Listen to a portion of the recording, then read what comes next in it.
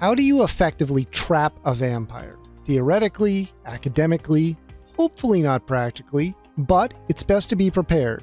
Destruction of a vampire would typically be the ideal, but so often it results only in a temporary death, so a trap could be considered the more effective option. First, we have to assume which rules are applicable to said vampires and how they must abide by them. Going back to the habits and proclivities set out in Bram Stoker's original Dracula, as well as the actual folklore, we can at least establish a practical baseline to work from. Later works, or folklore and legends of vampires, or vampire-esque adjacent creatures, can be considered to a degree for safety's sake, but a line must be drawn somewhere. If vampires were to be considered to have no restrictions at all, well, life would be too horrifying to contemplate. And, from a rational perspective, vampires would long since be ruling over us all as cattle if there were no rules restricting them. Next, we must define what we seek by the term trap. Ideally, it would mean the functional imprisonment or rendering inert of the vampire in perpetuity, or at least a seal for the enduring period of time. If it were for less than 1,000 years, would the vampire themselves even consider themselves to be trapped, rather than just temporarily inconvenienced? If it is just their relative equivalent to a morning in gridlock traffic, then no, it is not a sufficient trap. What then are the traditional methods for capturing a vampire? And what temporary methods of incapacitating a vampire are there that can be extrapolated upon to be applied for an indefinite duration? Van Helsing used crushed Eucharist wafers as a mortar to seal the door of a crypt to contain a vampire for a period of time, albeit short. Not a reliable method for a true trap, but there are other similar applications of holy or sanctified materials that can be used.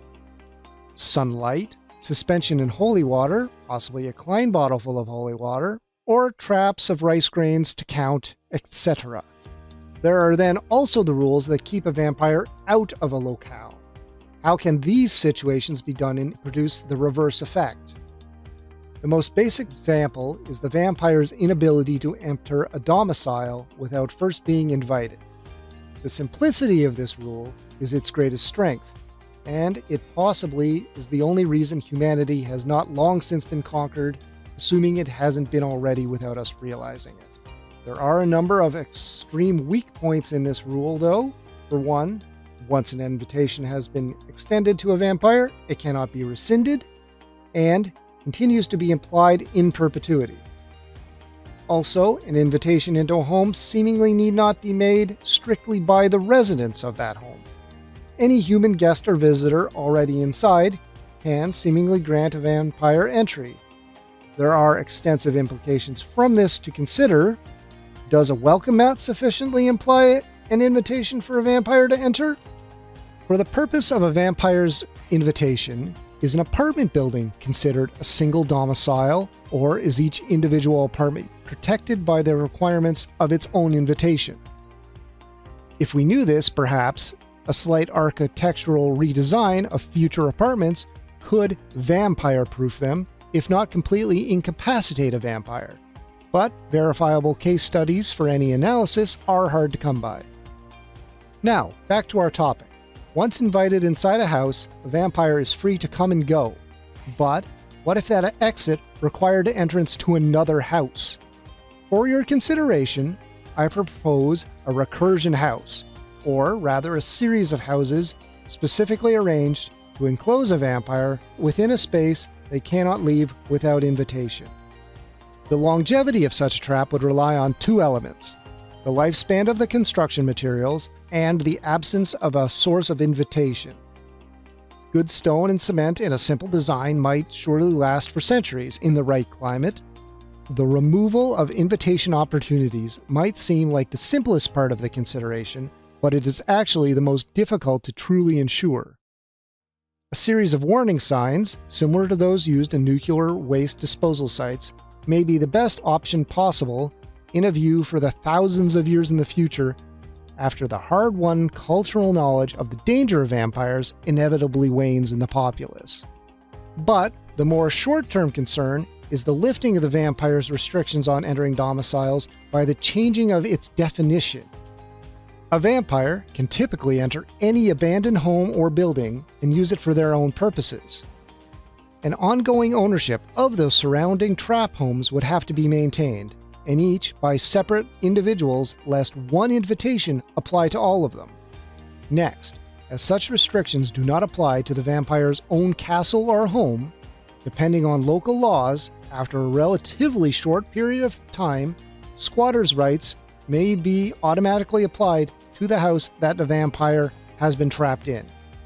It must be ensured that, at a legislative level, those rights of tenancy would not extend to adjoining properties, allowing the vampire to eventually move to adjacent houses and escape.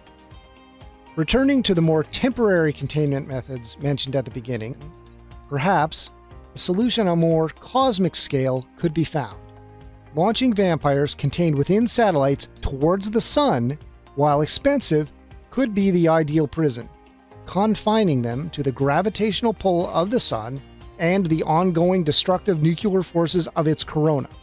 Any eventual collapse into a black hole singularity would also provide continued containment.